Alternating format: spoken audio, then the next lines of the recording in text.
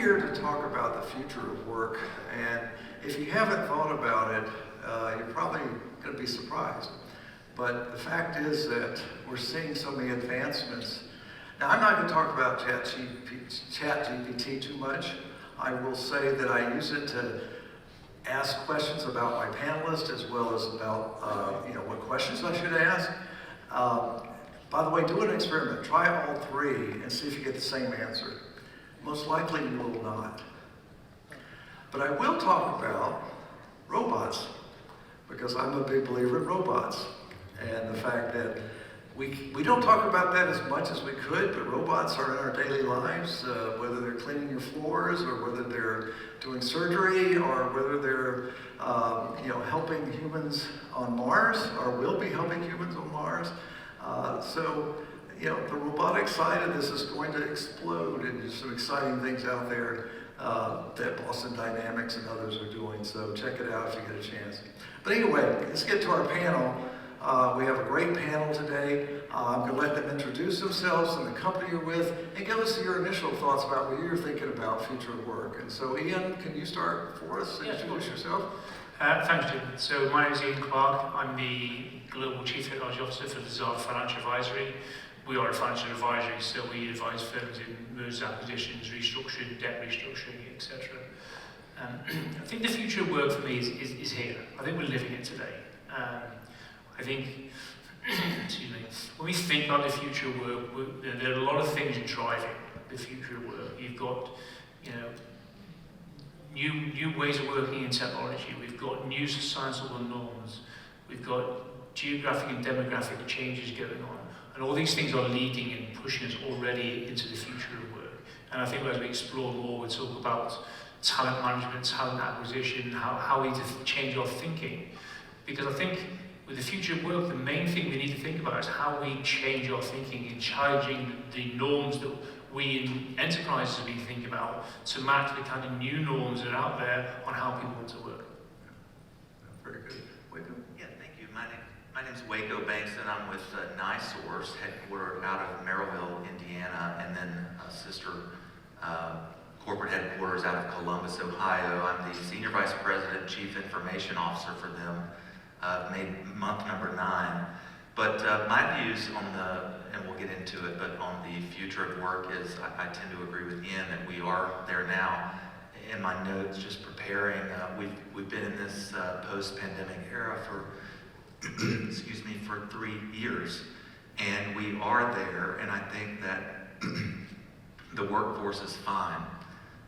It's the leadership and the management and the leadership mindset that we are, in my view, lacking in some areas and that we need to bring to the table as we go forward. So looking forward to the discussion. And Shane? Yeah, Shane Cassidy. I lead Capgemini's insurance business globally. A little bit of a different kind of optics I look at it, because not only do I have to deal with the future of work inside of Capgemini and my teams and the hundreds of thousands of people that are out there, but I also have to fit it into a pretty diverse set of customers' expectations who today still want to operate differently from one brand to the next. Some want to be on site, some don't.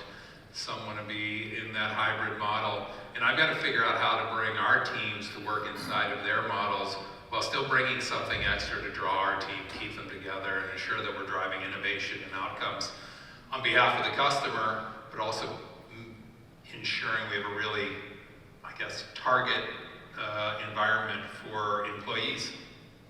Yeah. So Shane, let me ask you, since you're a provider as well of services and the like, digital transformation is leading us to what the future can look like. What's the state of digital transformation? We've been working on digital transformation for 5 years, 10 years, and we'll be working on it for a long time to come, maybe perpetually. I kind of look at digital transformation, especially in insurance, has a very long way to go. And you're just kind of scratching the surface of technology and the use of data that can truly drive automation and processes that change the real behaviors. We're getting into, I'll speak from the insurance side, touchless claims. It used to be that the more touch, the better in a claims process. But today, people don't want the touch, but can you give them the same sense of care and support that they would otherwise get? So you take a lot of the redundant, monotonous, time-consuming stuff, you automate their ability to get data very easily, and that's the one perspective of digital transformation for the customer. The other side of it is, in the way of working, I have to bring really impactful digital capabilities to my own teams and to the customers to facilitate outcomes and development. Otherwise, we can't compete. Are you in a digital transformation? We're in a massive digital transformation at Nisource. In the utility space, many find themselves with outdated technology, underinvested IT, technical debt, that sort of thing. And so yes, we are on a journey of about 5 years. The first 3 focus on work and asset management, and the last 2 would be focused on customer systems. But we'll leverage that over the next 5 years. And in that first 3 years, what's interesting is where this newer AI and technology will come into play. For instance, with how we roll trucks and how you organize around emergency situations and dispatching and scheduling and that sort of thing. So we'll conclude that work and asset management in about 3 years, and then customer 2 years after that. Actually, is there a day when we're going to say we're past digital transformation, and what would that look like, and what does that mean for future work? My view is that we will change is constant, which is cliche, but I tell my team all the time is we have to get comfortable being uncomfortable. And if you're not comfortable being uncomfortable, you're in the long line of work in technology, because the turnover is so quick. You're talking about 3 to 4 year turnarounds, if not earlier than that. So I think it's going to be constant, and it will not stop. We actually tell our customers all the time, transformation is not a destination, right? You don't do a digital transformation program, you get to the end of it and you're done, you wash your hands of it and you're done. It's about the start of an evolution and a mind shift in the behaviors of the organization to take better advantage of technologies to constantly improve and evolve the capabilities of the organization through digital, through data, through the entire ecosystem of technology, people, and process. Yeah, Ian, if you could. Yes, we're going through digital transformation. We have been for the last few years, but we think about it maybe slightly differently. Is a lot of people, when they talk about digital transformation, talk about the technology. Okay, to my mind, a digital transformation, it's the meeting of business, process, and technology. Because if you don't transform all 3 at the same time, you're not going to get the advantages of it. And I think most firms, certainly speaking for myself and Lazard, we're in this digital transformation because we have so much technical debt, we haven't changed or modernized in so long. So we suddenly find ourselves really behind the curve. We've got to get rid of our technical debt, we haven't moved workloads to the cloud, it's all on-prem data centers. Our processes are old, they're on old systems. So I think the digital transformation is taking us from the old into the new. And then from there, I think firms are now thinking about soon how we're looking about it is the digital transformation will be just a continuous thing. It won't be we've got to do this big project that costs us millions of dollars. It'll be, we're going to do it, but we're building it in such a way that we will continue to evolve. So a big digital transformation isn't required in the future. It's just a continual evolution. So that's a really good point, is that you see the transformation is a continuous program. Now, CFOs may say something different about that, but the interesting thing to me is that once that starts changing how people work, are they prepared for constant change? I don't think they are. And I think one of the key things, there are several key things that we need to think about as we think about the future of work. But one of those things is continual learning, or for a new friend of mine I met this week and told me forever learning. Okay, we've got to continue the education of our workforce to keep up with technology. There's a huge amount of technology changing very, very quickly. ChatGPT kind of ambushed us, right? It was a step change in capability. We've got to continue forever learning all of our workforce, because If we don't continue that learning, they won't be able to keep up with this evolution of change. And that's just not in technology, but that's in how we think about the way of working, how we think about engaging our customers, servicing our customers. So forever learning is a really, really important part of that. And it's also going to mean that people don't get stale and lose their jobs. It means they can continue having fulfilling careers for a long, long time, because they are evolving as the way of work and technology and business is evolving as well. Are you already planning for the workforce coming in? You know, baby boomers like me go away, and you know, it's like death and taxes, and so it's constant, by the way. But you have a new workforce coming in. They're digitally enabled. Are they going to be satisfied when they come to your shop? Well, I think it's apparent that today the answer would be no. We struggle with, like a lot of utilities, with recruiting and retention because they come in and it's like, well, what is this mainframe, you know, that you're working on? So, but after, you know, once we modernize this technology stack, I believe that we'll have more than enough. I wanted to comment on something Ian said, and you mentioning the new workforce of tomorrow coming in the door. I have 4 children. The oldest is 18, the youngest is 9, or about to be 9. And they are, you have to pull them away from the devices, right? Yeah. But what I'm seeing with interns, new groups coming in, is they are okay with constant change. In fact, if there isn't constant change, I'm finding that they become bored. And so perhaps there's a negative aspect of these devices and, you know, ADD type, type mentality, but I'm seeing that could be a benefit in the future in terms of embracing and constantly looking for and wanting those challenges and change. And are you seeing that as well with customers or in Capgemini? Or? Well, yeah, I mean, we're hiring a lot of college grads every year.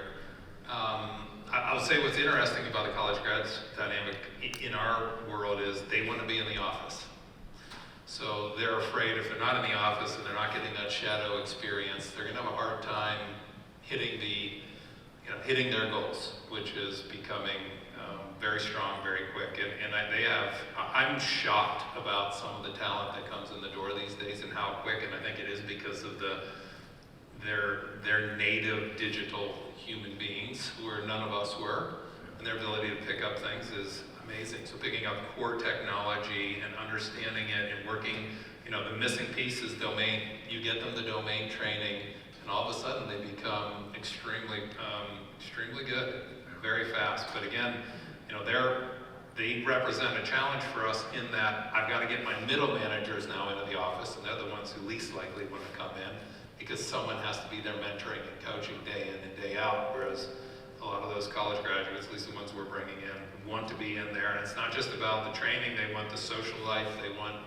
to live that life that they've seen in movies, I think, for so long that they enjoy. So we're seeing it's a great place to hire and retain if you can give them a good work environment. But if you don't give them a good work environment in the first 12, 24 months, they're out the door. If I could, you've got this multi-generational workforce today. You mentioned you're exiting or have exited, but you still, when you look across, you've got boomers, you've got Gen X, Y, Z, maybe not boomers, but you've got the gamut. And so I think having an organization that's flexible enough to, I don't want to say tailor or cater to, but create an environment that's focused on each of those categories of worker and how do they want to work, when are they most productive. And for me, I think, again, the workforce is fine.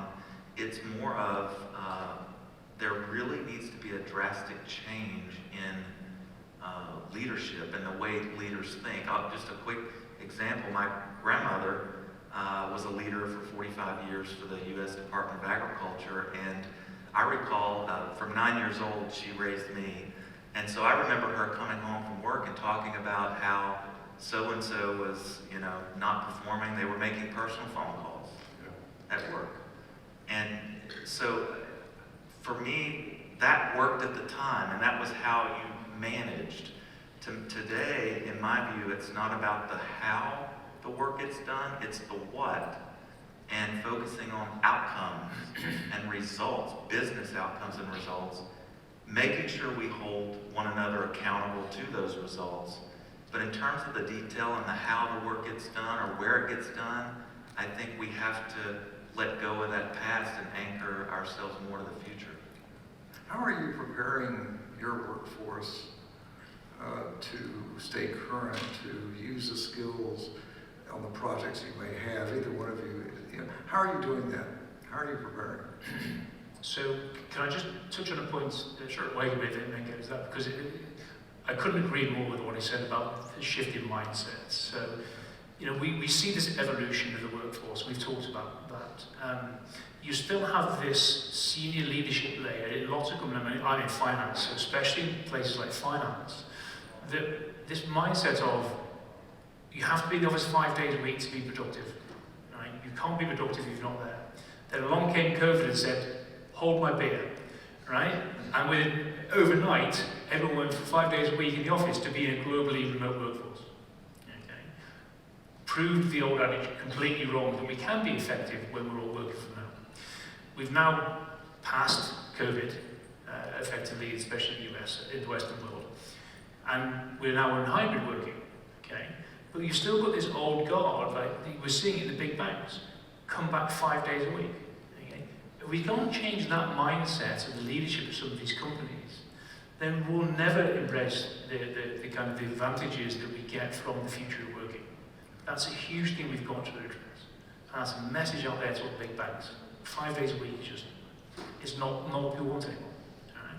So how do we are educating, we are looking at training, not just technical training, but soft skills. Okay? Because people forget about soft skills. Right? It's okay when everyone's in the office, you can turn around to your pal and have a chat next to you at the water cooler. But soft skills like communication and collaboration need training because people aren't used to it. Okay? And what I certainly observe, and so we've been trying to do a lot of work around with our teams, is they're sending emails or they're sending Teams Slack messages. And a lot of communications, is lost. So we're educating them on pick up the phone, use Teams to do a one-to-one voice call with people, improve the way you communicate to continue that kind of collaboration that we've had. So that's a big thing, the soft skills. And around managers, how are people managing teams when they're remote and hybrid? So focusing on those soft skills is equally, I think right now, actually more important than the technical skills. Because you've got to get that right first, and the technical skills are going to follow. If I could just add to that, I said the workforce is just fine. Having 4 children and one that's 18 in computer science, more introverted, absolutely the soft skills are important, and I think that's an upskilling that needs to be done and focused on, where we tend to focus on that technical aspect. They're getting that. Yeah. They're coming out of school with that, but they're not coming out with as much of that soft skill, how to just converse and communicate with one another in this sort of setting. I think could use some more. I have to say that, if I could interject, that when I was CIO at JPL, I would have 35 to 40 students every summer. It's part of my organization. And every one of them had to do presentations to me and my direct reports before they got to leave. I was blown away with their skills. Now they got a little coaching, all the managers who helped them. They had coaching of how to present, but they did a better job than I ever could have done at that age. And it was quite remarkable, and it gave me hope. It also gave me a budget issue because I wanted to hire every one of them. But the fact is, I'm very high on the students I see coming into the workplace, and I think a lot of it has to do, they're coming with some of those skills, they're also coming with the technology skills already, and it's having an impact. And I'm sure, like you said, it's having an impact on your business and recruiting and things like that. You brought up leadership earlier. And, we've all been doing this digital transformation, and at some point it's really just transformation, right? What about leadership and management? I'm a believer that we need to think about a management transformation. And we need to think about how do you, for example, you may have robots as part of your workforce. You may have employees all over the world. You may have employees that do not want to come in the office. That could happen today, right? But what is the things that you see that management has to change so as you get the most effective work and productive work out of your workforce? And any one of you can start. Go ahead. Excuse me. I think there are several things that we need to think about as leaders and managers on how to. First thing is we've got to embrace flexibility. Okay? The workforce today, during COVID, everybody saw the art of the possible. Okay?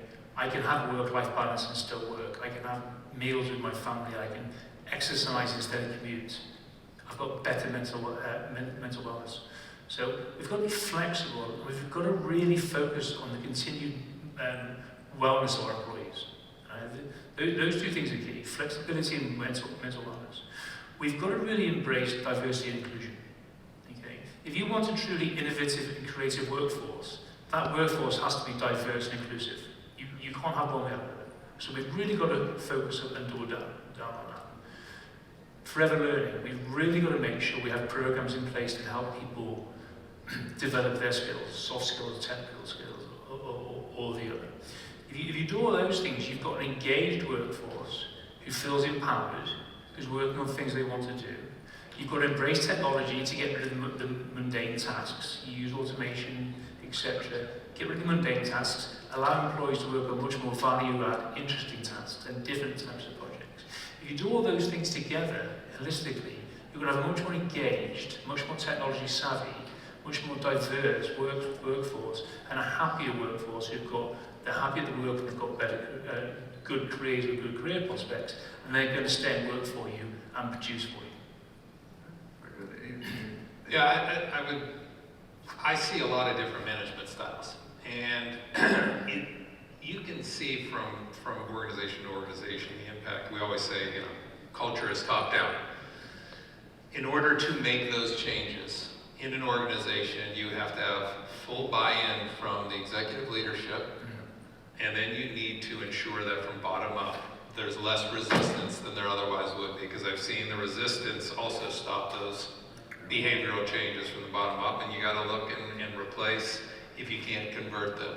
It's a lot easier to start InsurTech or FinTech startup with the right behaviors, right? On the back of that belief, we often blame technology for inhibiting that transformation of the people. It is not a technology problem. Technology exists to do a lot of great things today. What it is people's behaviors and the culture inside the organization and ensuring that it's unified. You look at the Amazon presentation today, and we all know Amazon just behaves differently. There's a bunch of organizations that behave differently. There are insurers that behave differently than others, and it's not because their technology is so much more advanced. It's because they've decided they're going to operate in a different way with different principles and expectations of their organization. The organization has come along. So the more that follow that principle and are able to make that transformation at the management level and then push it down in, they have a huge advantage. I look at it as management is about the action and result. Meaning, do this, do that, and you get a result. And to me, those actions are short-lived. To me, where leadership lives and where we have to really shift the focus and mindset to is more of experiential. What is the experience all of us are creating for our workforce? And from those experiences, they will form beliefs about the organization, and do their values align with ours? So to me, leadership is more about what are the experiences we're creating so that we develop the beliefs we want our employees to hold, and then from those beliefs, they're going to automatically take certain actions to achieve certain results, and that's sustainable. And to me, management is more of, as I described with my grandparent, is more of that management of action result. And I think we need to shift more into the experience, and they'll figure out the how. Let me ask you, if your CEOs were here and you were were asked to give your vision of what things will look like 5 years from now, 10 years from now for your particular companies, what would you say? For me, I would say that we'll have employees that we're having to turn away because of the modernization and the technology stack. We'll have some of the best processes in the industry that are setting us up to grow and develop grow our top line. And from a CIO's perspective, it's focused on the top line instead of that focus always being on the bottom line. And I see that with the use of AI, you mentioned 5 years, things move quickly. With AI and ML, we will be able to monetize data, turning that data. All of us have data sitting all throughout our organizations, and it's an asset that's just sitting. So we'd be monetizing that data and analyzing the data science, and using it in how we perform our operations in the field. Ian? I'd say we've got a very flexible workforce, which is working in a hybrid environment. We've got a workforce that is highly technical and highly trained, and using technology to its advantage, to your point, using things like AI to really drive data-driven decisions. We have a workforce that really focuses on outcomes, not worrying about whether a bum on a seat. It's what are we delivering and how are we delivering it. And we've got a globally diverse workforce, and we've got a very, very diverse and inclusive workforce. Yeah, I'd say, there's a lot of things that are going to drive what's going to be happening in 5 to 10 years, but my simple suggestion is it's going to be very different. So if you look at, right now is a time of cost optimization, so a lot of people are looking at ways to reduce cost out of the organizations. If you look at the amount of efficiency being built into the proposals today for people in processes that are being, run capability, business process outsourcing, the amount of efficiency is gaining 30, 40, 50%. So again, lower level stuff, more commodity, but you can see with what we have today, we're driving out a lot of headcount. Now that headcount is moving on to more transformational work, or it's moving into something else, or it's being repurposed, or it's being let go.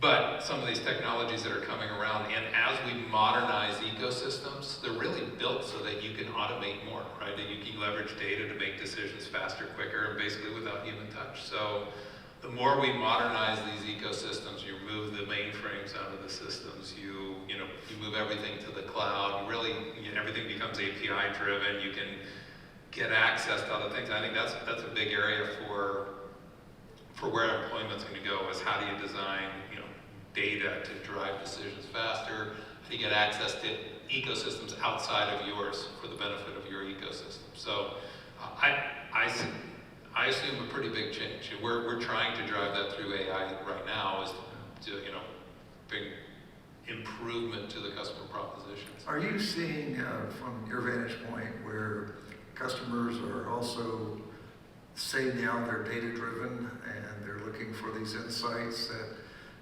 that were difficult to do with past systems and past capabilities?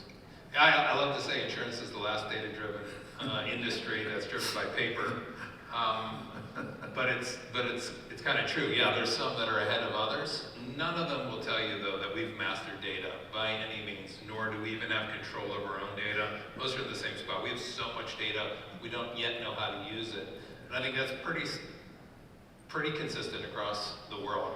That space is going to continue to transform over whatever period of time until you really start seeing the benefits of it. Now, people have picked out certain components of their value chain and have really done a great job. Progressive is a great provider of risk assessment, right? At the point of a policy or a renewal, the way they leverage data in that process to understand their risk and outperform their competition is really, really good, and others can do it in other parts of their business.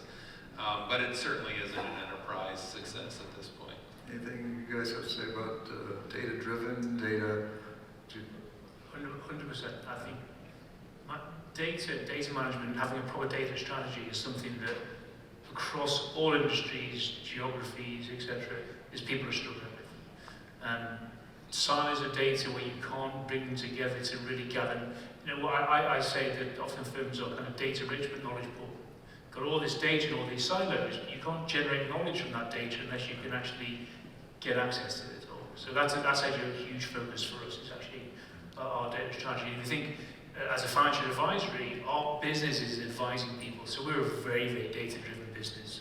So we're putting a huge amount of effort right now into how we bring all our data together and build our data strategy.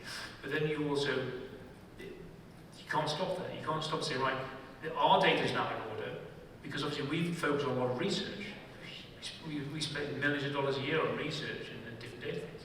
How do we now take that research and our data and marry it together so we can get even more insights based on our own experiences and what we're seeing in the industry? So tying those two together, and then using something like AI, GPT Chat 4 on top of that to very easily extract the data, you know, and interrogate that data to improve the knowledge we have. So 100%, it is the biggest problem I think companies are facing.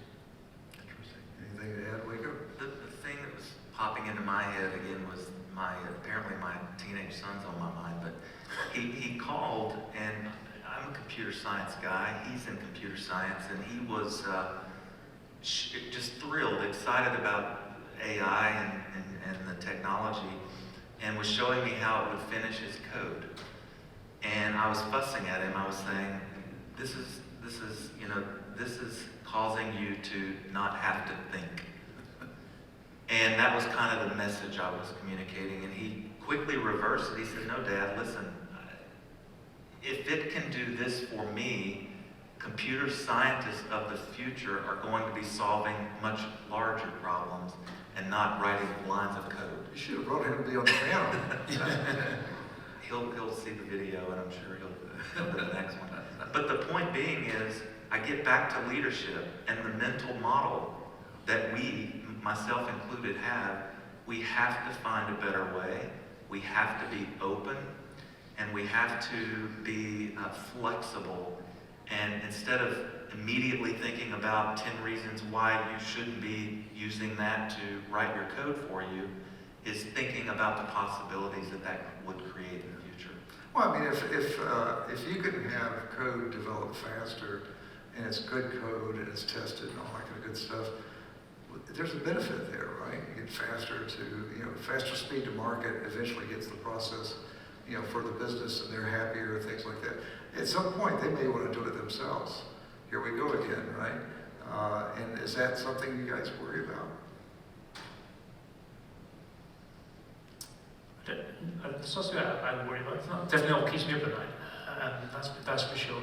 I think to your point, if we can automate and use the new technologies to actually do these tasks, and people can focus on more value-add, more complex tasks, I think that's more power to both the employee and to the employer, and actually to society.